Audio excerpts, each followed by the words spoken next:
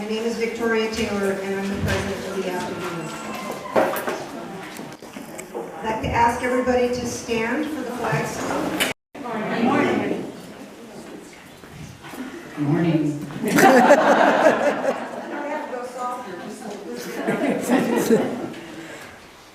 So, the theme for our inspiration today is Thanksgiving, of course, because this is the Thanksgiving season. And all of us know that we have so much to be thankful for. We are thankful for friends, family, freedom, our women's club, and a fine community like Acton. And we are so thankful for Awc Enterprises. Thanks to you, we have our shop, which is so successful that we are able to help our schools and students more. So by helping us, you are indirectly helping the children of Acton. There's a quote: life's persistent, most urgent question is, what are you doing for others? Love and kindness are never wasted. They always make a difference. They bless the one who receives them, and they bless you, the giver. So we wish many blessings to Awc Enterprises. We say thank God for you. And we have some prayer requests today too, for Lauren Johnson's baby girl named Delilah, who has a new diagnosis of cystic fibrosis. And for a well-known member of our Acton community and one of our prior Women of the Year, Tammy Necessary, and she had a terrible accident. So we ask God to bless our meeting and bless the food we will share together. Amen. Amen.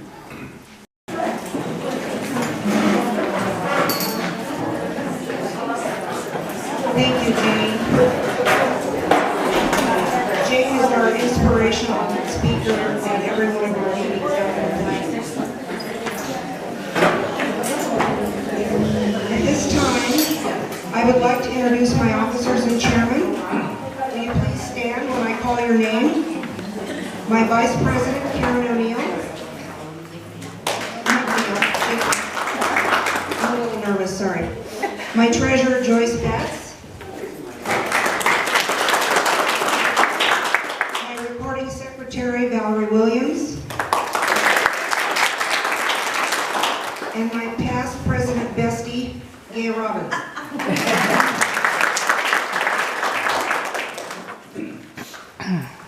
My directors are Yvonne Chapman, Linda Sheehan, and Jane Foster.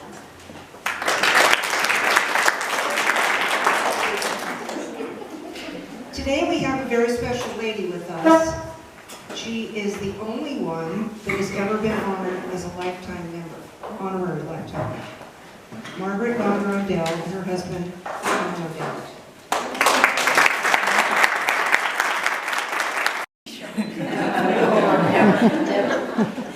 I really appreciate it. My heart is in Acton as much as it is in Pasadena.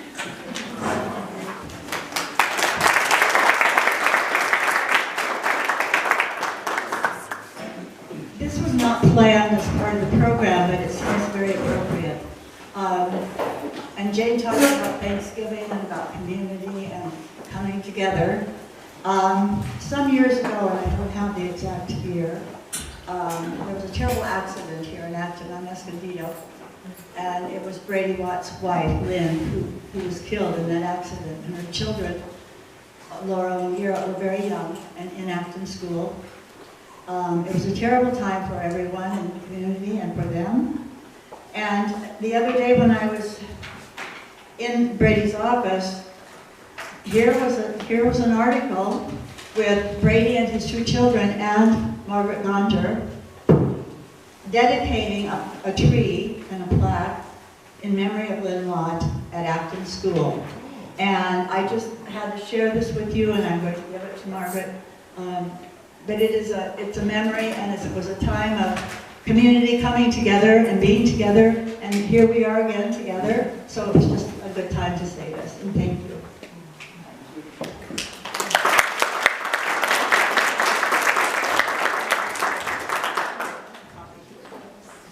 I asked Margaret when she got here, since there's many of us that did not know Margaret, unfortunately. I went to school at LAUSD East. I did not go up here.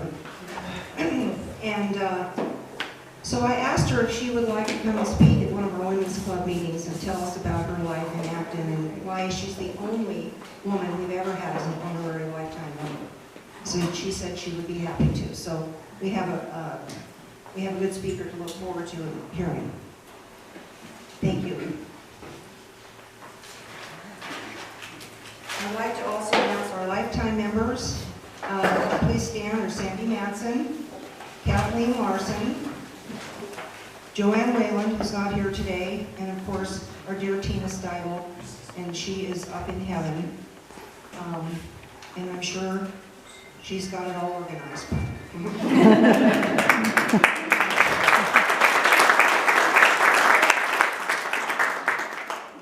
Will all remaining members of our club please stand? Just the epitome of good work and good deeds, and I want to thank all. Thank you. Carrie, please stand up. Carrie is responsible for the decorations for her committee, so we can enjoy them, and they're absolutely beautiful, and thank you very much.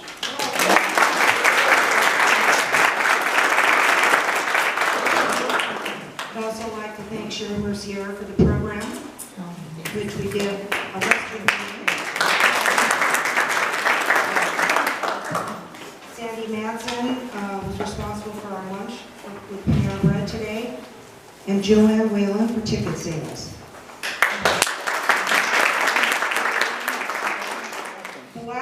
We did not have a one of the year or a special recognition award last year because of COVID.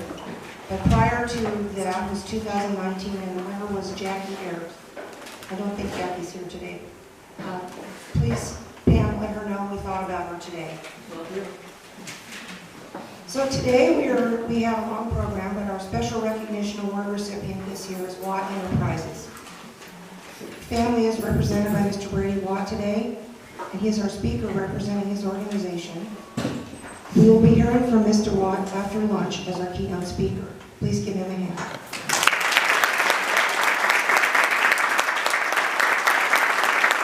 Turn it over and just go home. It's like the sign in Acton. It's welcome to Acton on one side, nice seeing you on the other. Ready? We're ready. Happy fall, y'all. Yippee-ki-yo. The winner is Mary Ellen McCarty.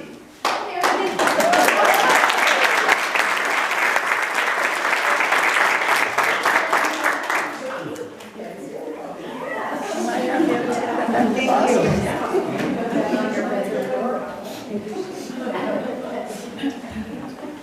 Okay, at this time, I'm going to introduce the school board and executives and principals. And then I have a little talk about the amount of money we're presenting you today. So I'm going to introduce the executive cabinet first. And please stand up when I call your name. The superintendent of schools is Dr. Eric Sahakian.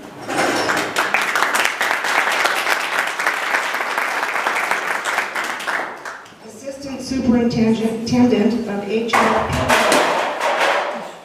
Sorry. What row?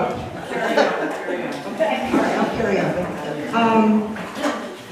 Assistant Superintendent of HR, Pupil and Education Services, Ms. Kim Shaw.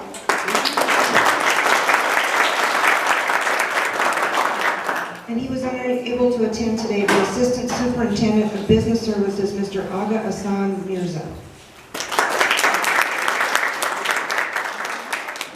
And under this designation, I also want to thank Yolanda McCauley, the Executive Assistant to the Superintendent.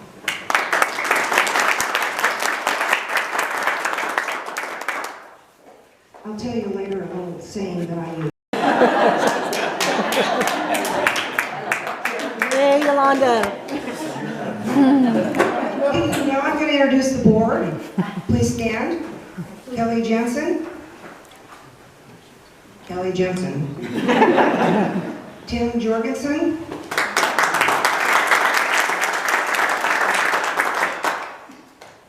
Chad Wadsworth. Okay. Brianna Tacconi. Kim Pesselgraf. Did I pronounce that right? I don't, is it German or Swiss? I don't know. Anyway, I'm sorry. What did you say? Like the dishes. Like the dishes. I just always thought Mikasa. Okay, so our Meadowlark president, or excuse me, our Meadowlark principal is Paula Savita, who's unable to join us today. We have a check for Meadowlark. We also have a check for iLead. I don't believe anybody's here from iLead, are they? That's the school in Agua Dulce. High Desert is Principal Miss Michelle Van Ornum.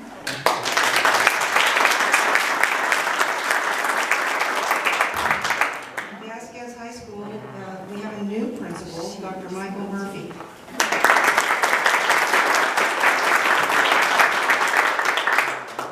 You have some wonderful students there. I can't believe it. You know, they're splitting atoms on their lunch break with a straw and orange. They're pre-astronaut training, and when they're not out, you know, trying to get on a pro team or auditioning for the Philharmonic. So, you know, it's a great group of kids, and they're very, very, very capable, smart, and dedicated. I was looking at all of you when I was in junior high school.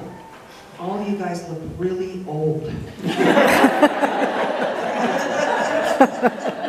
Now, you look really young. I can also tell you that when I was in junior high school, I never thought I'd be in a position to be standing here giving money to the principal.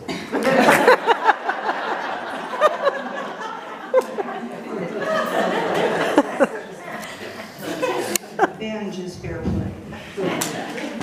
Okay, so we've introduced the board, and now before I hand out the checks, I want to talk a little bit about our challenges during COVID and where we are today. Our fundraisers were stopped because of COVID. We couldn't do any luncheons, of course, and we could not do any rummage sales.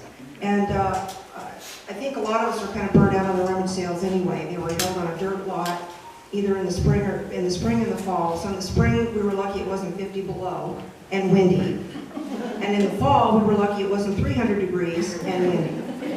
And of course, one of my favorite fall rummage sales was when it rained the night before.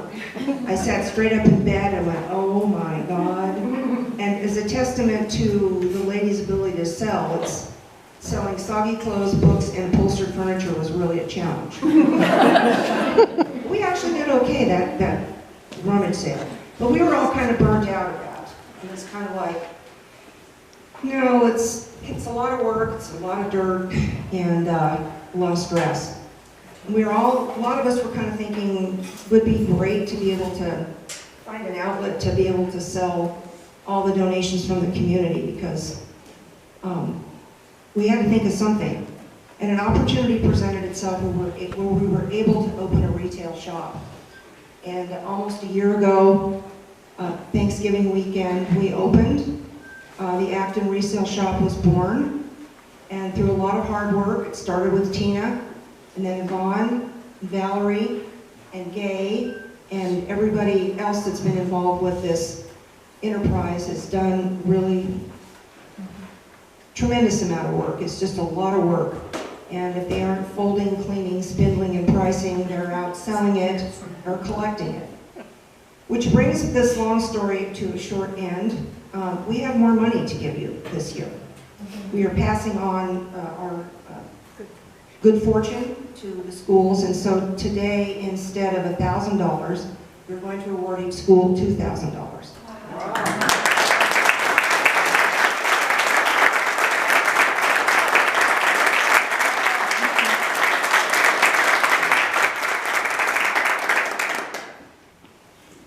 I have the checks right here. So, I guess what we'll do, we'll leave the iLead and Meadowlark. Who am I giving the check to for Meadowlark? Okay.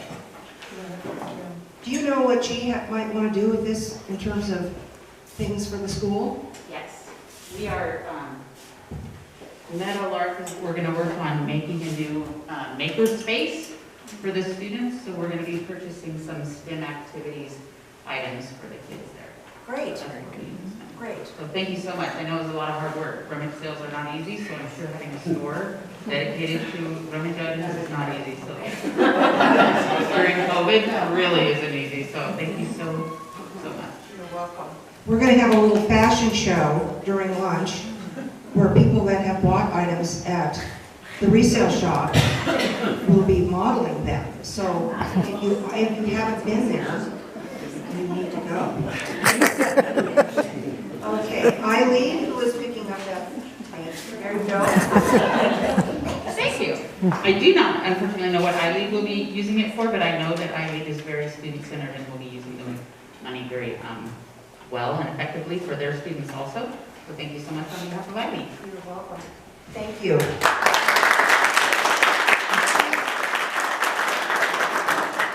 Next on the program for awards is High Desert Middle School. Now, High Desert is not getting $2,000 this year. They're getting $3,000. The reason is they didn't cash the check last year. I'm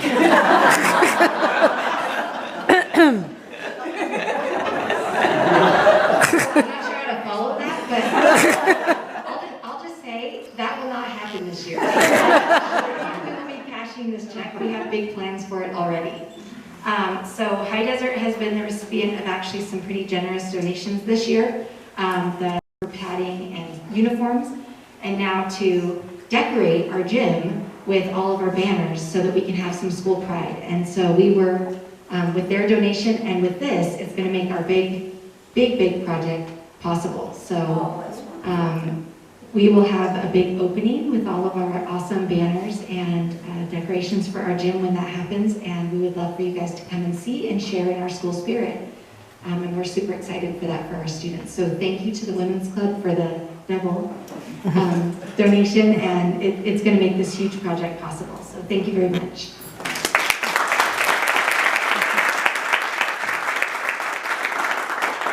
Thank you, that's very great. I'm glad to hear that. So Yolanda, I'll be hearing from you when the ceremony happens. Thank you. And finally, we want to present a check to Vasquez High School. And Dr. Martha Murphy, would you please step forward? I don't know if you've been with us long enough to know what you want to use the money for. But we'll wait till spring and he can tell us what he used it for. Thank you. Thank you very much.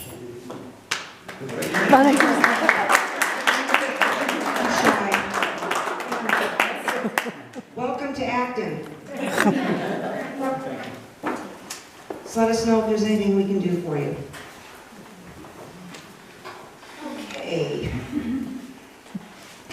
Let me catch up here, so.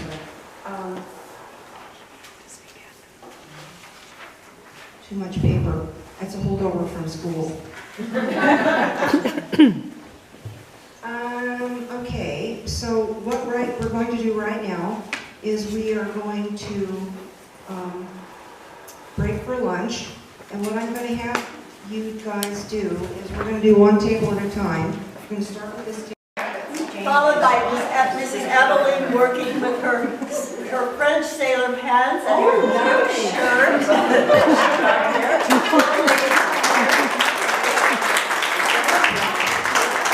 And then we have Miss Joyce Betts with her, I don't know what part of that is. Actually, it's the jacket and the shoes were brand new in the box. Oh, well, there you go. And Miss Kelly Tito with the jeans.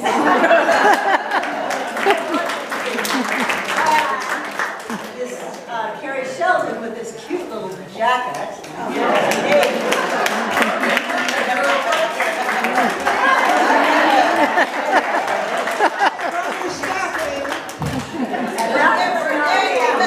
Is Karen May, who's wearing a lovely leopard from Chico, I understand.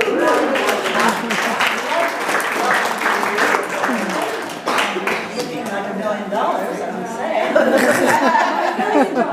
Your $1 million jeans, okay. How much did you pay for your shirt? $5. And these were all $5. We got these before they got to the shop. So I just wanted to, Thank you. Definitely a hard act to follow. Fashion show and lunch I never anticipated. Thank you, Acton Women's Club of Board of Directors, President Taylor, for this annual invitation. Scholarship funding for students residing in Acton area and financial support to our community-based schools. We are overjoyed and very, very grateful. Thank you for all that you do. Again, through your donations, you've heard from a couple of our principals. We've been able to continue our work and our mission with the district to enhance student and academic excellence and achievement through efforts that are put forward by community-based organizations like the Women's Club. So thank you. On behalf of the school district and the board members, we thank you for your unwavering support and care for our students. To give out 6 $1,500 scholarships in the spring and one $2,500 scholarship honoring our dear girlfriend Tina Steibel. And we look forward to next year being able to be as generous as we can be. And this is what it's all about for us. Thank you. Thank you.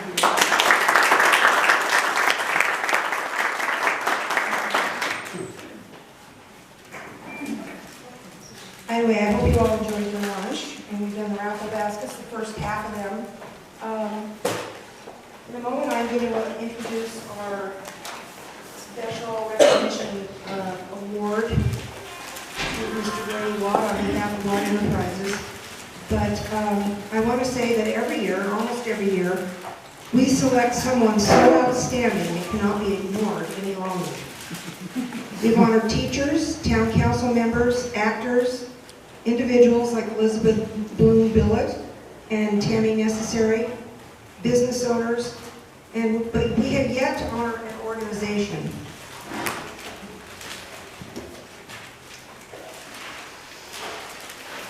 Sorry. Watt Enterprises is a family company headed by Mr. Brady Watt. I've been involved in Acton for almost 40 years due to my husband, Bill Taylor, and his family homesteaded in Acton 100 years ago. For several years, I've been hearing about this mysterious Brady Watt, or the other Watt. He had been owned a winery in Agua Dulce. The other Watt. And I hear statements about this Brady guy like, let's ask Brady, he'll know what to do, or let's run this by Brady. But in all those years, I've never heard anything negative. This organization has helped businesses, people, and places like the Acton Community Club, to name a few, over the years. So I wondered, what is his story, this Brady Watt? The human story. How he got here, why, and when. So without further ado, I'd like to introduce Mr. Brady Watt to tell us his story.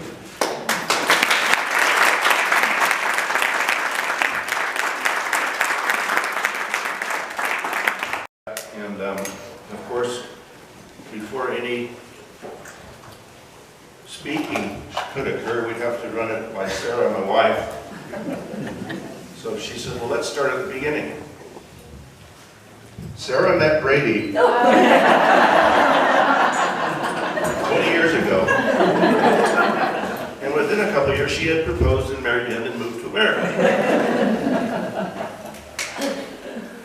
The real beginning of the story started in the 30s.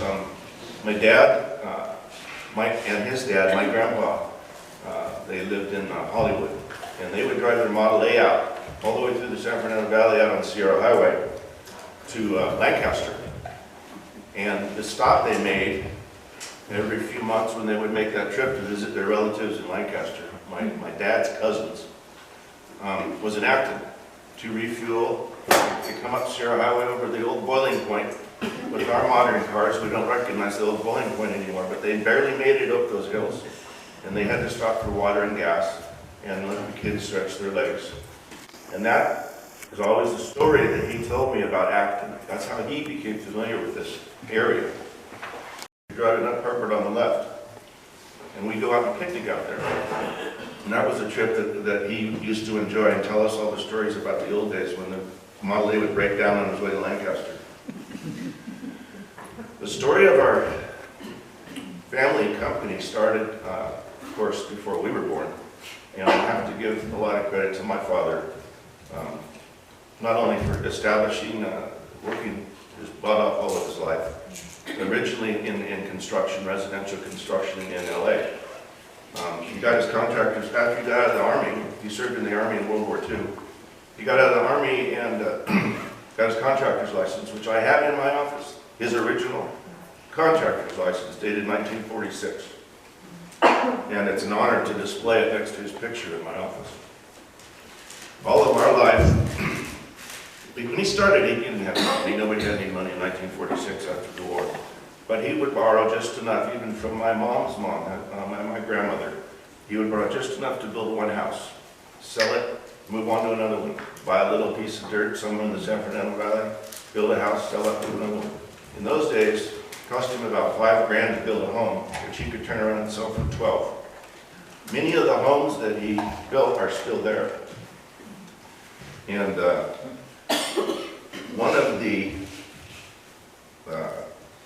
one of my first jobs after college was I wanted to go into business, and I liked his lifestyle better than pursuing my career in psychology. so I dropped out of graduate school, and I went to work for my dad. And the first job he gave me, because I've been working for him all my life as a carpenter part-time and around my school schedule. But, you know, digging ditches, setting forms, pouring concrete, framing houses, putting the roof on, working with the painters, every aspect of construction. So when I lost interest in pursuing my graduate degree, I went to work for him, and he said, okay, I got a lot that's been sitting there since 1956. And he built a street in Van Nuys. It was a portion of the street called Wyandotte, which goes throughout the whole valley. And there was this one little remnant lot that was a substandard lot. It was a 4,500 square foot lot. Minimum residential lots are 5,000 square feet in the San Fernando Valley, or in LA City. So I got my feet wet. I had to go get a zoning variance, so I had to learn a little bit about the building department and zoning. And then me and a couple of my buddies started I drew the plans and pulled the permit and built the house from the ground up on a street that he developed in 1956. Portola Junior High School. I studied normal math, reading, blah, blah, blah. But I also took a class in drafting in junior high school. That was the only education I had in drafting or design. It was just that at Portola Junior High School. I've drawn all the plans for our relatively modest construction project since then, just from that, and copying some of my dad's work from the old days. So I really plagiarized quite a bit, but I was able to get through the building department. And I don't want to get ahead of myself, but I will skip to Vincent Hill really briefly, because if all of you that have or will go to Vincent Hill, one of my original pencil drafting schedule of the floor plan is hanging on the wall in the bar. Excuse me. That's how we rolled back then. Nowadays it's all computers and CAD, and I have no clue how to navigate that. So my days of drafting, I'm afraid, are over with. As I said, we grew up in the San Fernando Valley. I went to Crespi High School.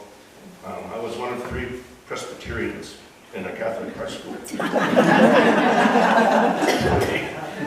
We had all of our lives attended Bel Air Presbyterian Church up on the top of Mulholland Drive overlooking the valley. And had didn't want to go to public school, so I chose to go to Crespi. When I was in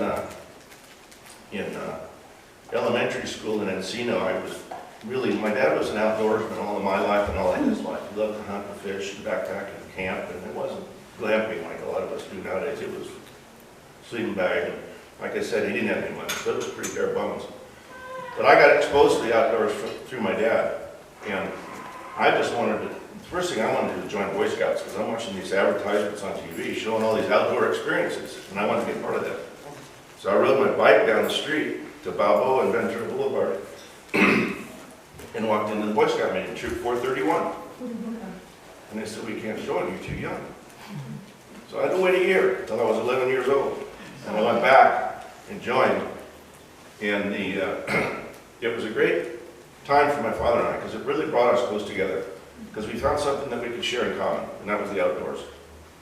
And we stuck to that kind of lifestyle throughout our whole entire lives, to the point now where we're still ranching in Central California, up in Three Rivers. If you don't know where that is, it's the gate to Sequoia National Park, basically.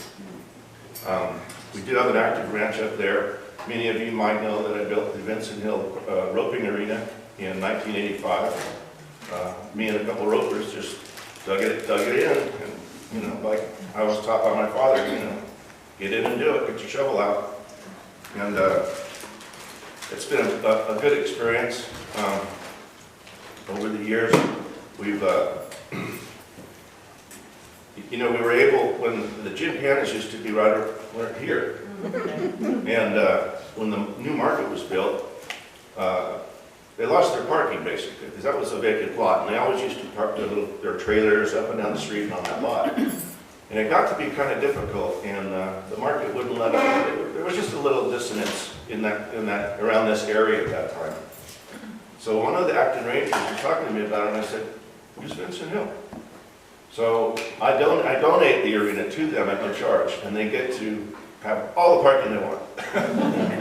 So it's really a nice event. They do it about once a month.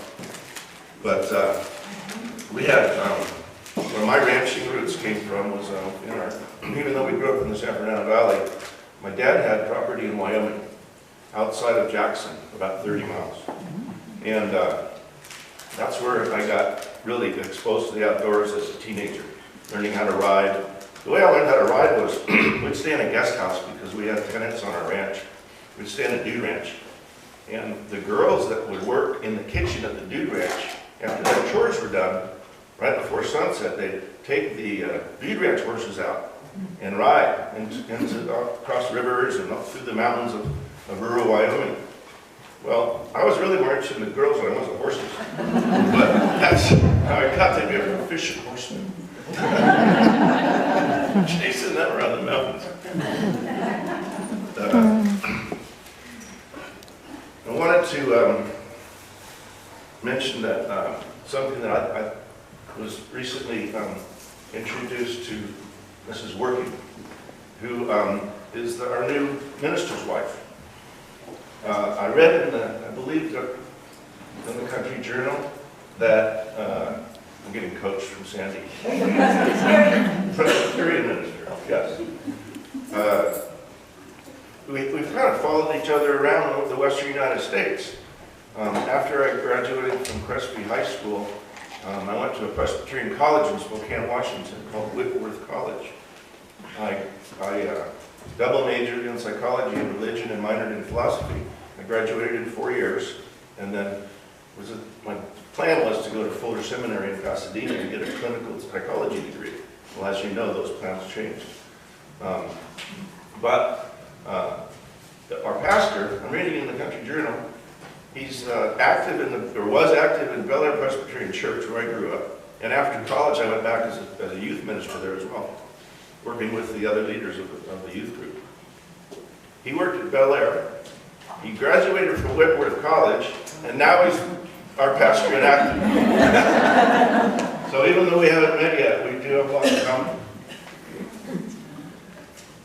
As you know, I think I don't need to tell you, most of you know what our family in real estate and acting. I don't have to go down that list, but I'm mostly proud of building Vincent Hill from the ground up, again, hammering the nails, digging the ditches, that's the way we rolled in our family. And 1985, we opened the restaurant. Just the original small bar was the entire restaurant. But it was quite successful, so we added on what you know is the dining room and the patio within the next 2 years. A few years later, we built the arena. My first roping was in 1989. My family works together. We still work very closely together. My brother Ryan and my sister Wendy. Wendy lives in the San Fernando Valley. Ryan lives in Santa Clarita. You may have seen some of the pictures as you wandered around. My first wife, Lynn, and I had 2 kids, Garrett and Laurel. They're now in their 30s. Sarah has a son named Joshua, and when we married, Josh and Sarah came to live here from London. Culture shock, you think?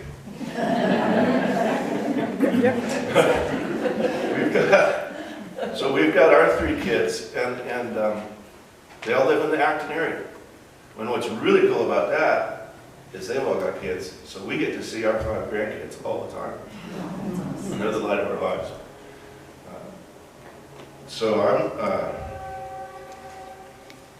I'm happy to, I think if you work hard and you have some degree of success, I think that carries with it a lot of responsibility. And I take that very seriously. So when somebody's struggling, as many of you know, I know Pam and I have a long history together, but as many of you know, every tenant has my cell phone number. If there's ever any issues or problems, you don't go through a long process of management. You just call me. And my office is here locally. Most of you who know me know that as well. But we're still hands-on. My son stopped by earlier, but he's not here because he's fixing cracks at Santiago Square right now in the parking lot. So I hope that wasn't boring. I didn't want to go on too long, but I hope it gave you a little snapshot of how this all kind of came together. And when Sandy and when I was first approached to be this guy, I was adamant that it's not me. My dad has to be acknowledged, and my brother and sister have to be acknowledged. Watt Enterprises is a family partnership, and it consists of the 3 of us. And any decisions that are made, whether it's to build something, buy something, tenant improvements, remodeling, or give something, it's a family decision. So I wanted to make sure that I shared that with you. And this has been a great honor, and I thank you.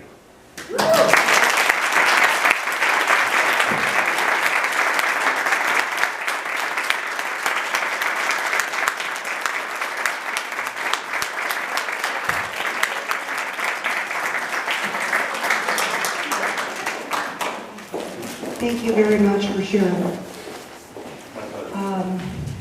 I used to stop by the Vincent Hill on my way to work in the 80s, and I would stop in the bar, and I'd have toast and homemade plum jam, and I was in heaven. Started off my day in real estate, and I appreciate your generosity and your attitude, and I believe that contributes a lot to your success. Thank you. Put your bread on the water, comes back up. I'll leave that to Randy working the exact quote. Anyway, so I wanted to let you know that to honor you, next spring we are going to give out a scholarship in your name to one of the students. Probably will be a business scholarship. And we hope you can attend that ceremony too. You're welcome as our guest. Thank you. Thank you. Wow. I just have one question.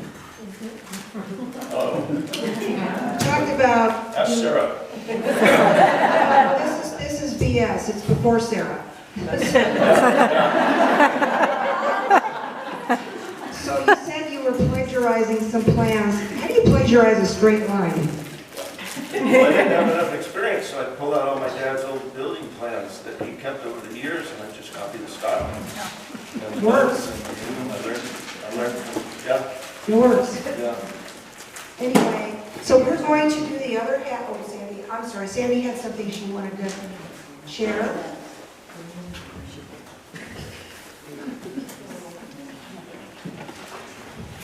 I've known Brady a long time, and as all of you know, we all go out for donations for various events and various things that we're doing, and every time I call Brady, he just simply says, "So what do you want today?" It's usually a gift certificate to Vincent Hill, so I thought it only fitting that we present Brady a gift certificate for a lifetime of dinners at Vincent Hill, your restaurant. And we have written this out for you so that you have your very own gift certificate.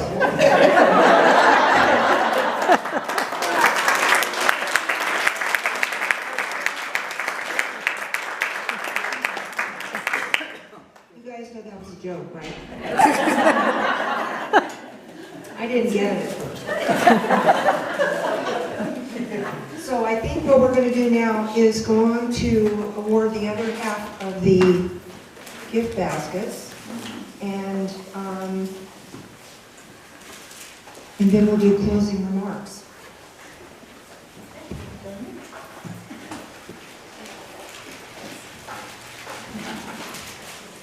Okay, we have here a bag that holds your hat, some rosé, and my favorite, Bruce Springsteen. Barack Obama.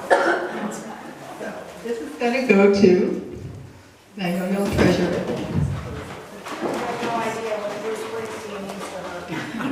I got to dance with him one time at a concert.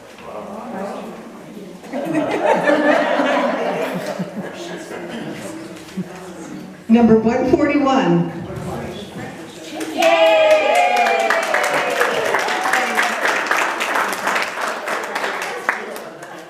Next, we have a baking set. And I'll have Vicki draw this for you.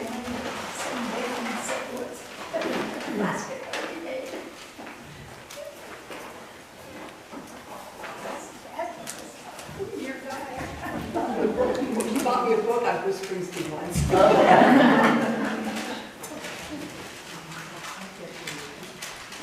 Okay, number 59. 59. Oh, that is someone who's not near Laura, number Stephen Lindsay's daughter, but I haven't taken it. Okay. Where, what is it? The baking basket right here. Next, we have the Christmas basket and a $125 gift certificate to the Acton Country Store. Wow. Oh,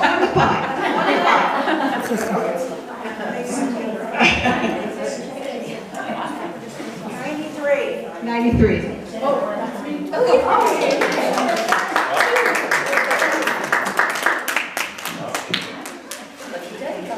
Next, we have a Don Francisco coffee basket.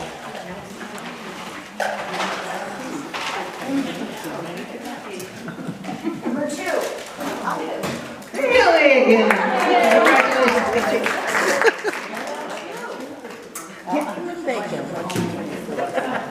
Next, we have this lovely, large doggy basket for your best friend. Got a lot of good stuff in there. And I put a lot of tickets in there. Yeah. Whoa. All right. I hope you have dogs and not cats. 25.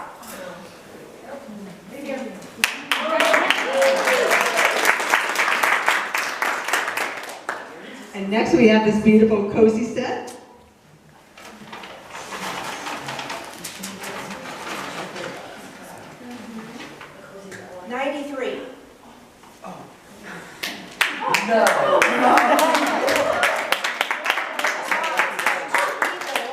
Getting 2 gifts in one drawing. That's great. Number 3. 3. And lastly, we have the wine set here An upside down horse. with an upside down horse that will hold your bottle of wine. Number 1. Number 1. Look, Billy Tino. You guys need to. I'm gonna rub your head for good. And we're going to do the silent auction. I'll give you one more moment. We have a last bid here of $200. If anybody would like to raise it by $10.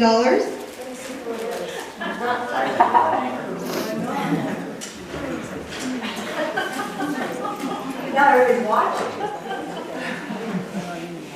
I know who the top is. Okay, the winner is Pam Walter.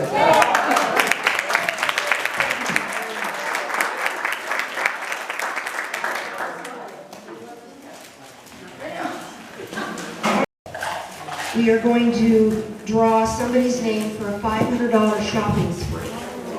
How many have won it?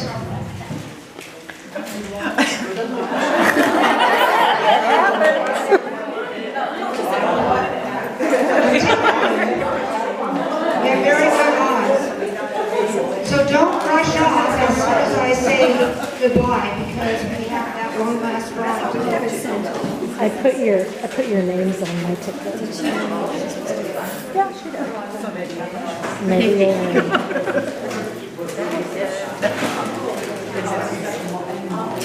so don't be surprised if they come. Okay, one more little gift to you people. The centerpieces on the table will go home with whoever's got a piece of paper under their chair. Especially all my girlfriends in the Awc Annual Club. It's an amazing group of women. And I'm very proud to be your president. And we have certainly proven that adversity does bring out the best in people. Thank you. I hope everybody has a happy holiday season. And now let's find out who's going home $500 richer. Sherry, I'm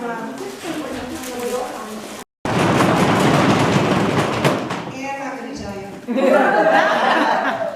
The winner of the $500 shopping spree is, should I read the phone number? No, it's Gracie Duran.